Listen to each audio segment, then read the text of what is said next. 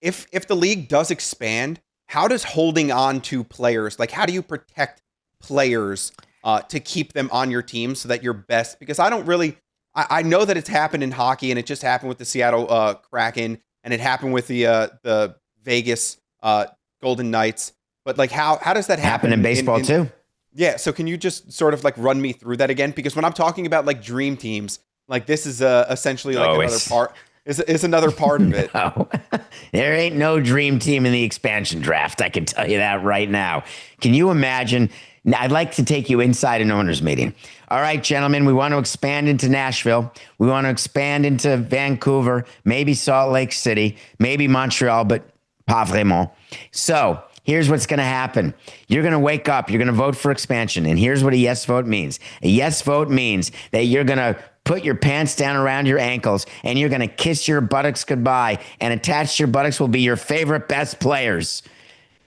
Are you joking? Do you think that an expansion draft that Juan Soto would be eligible to be drafted by an expansion team?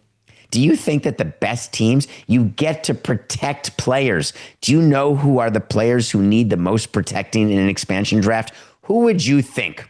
Would you think the Mets would protect Juan Soto in an expansion draft? What's your view of that, Coca? Yeah.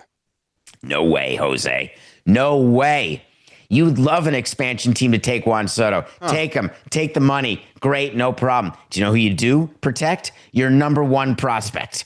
You protect your best player who's not yet arbitration eligible. You protect the top of your system and the young performing players at the big league level. Because what you get to protect a certain number of people on your roster. You have a 40-man roster. You totally leave open overpaid veterans. You can bet your sweet bippy. You totally leave open one-year players. Take them. No problem. Don't take away my young guy with 6 years of control. Can you imagine the Red Sox? Who would they protect? Wouldn't they protect Roman Anthony? Man, he's just starting. I don't want him going to Nashville. Forget it. But pick one of their veterans, and I'm blanking right now, but Alex Bregman. Well, one of the conversations they were having on Foul Territory yesterday is someone had said, I forget who had said it, but they were like, the Angels should do right by Mike Trout and trade him.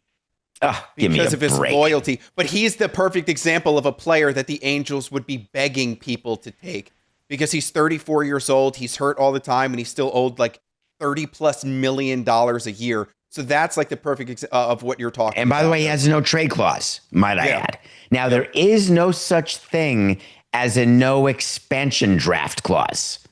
You don't have that in a contract. You do have a no trade clause, but expansion is in the collective bargaining agreement. It is something that is bargained with the union. Part of that is that there is this expansion draft, and there are rules that you have with the union of who is eligible to be part of an expansion draft.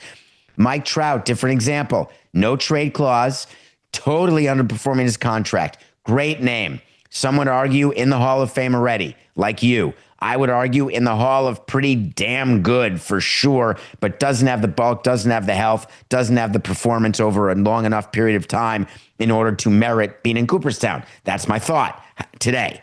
That said, the Angels are a great example of a team. Do you remember what they did on July 31st, only 9 days ago? Do you have a recollection? We did a whole segment about Perry. Yeah, Perryman. He said we're going to be competitive. This is.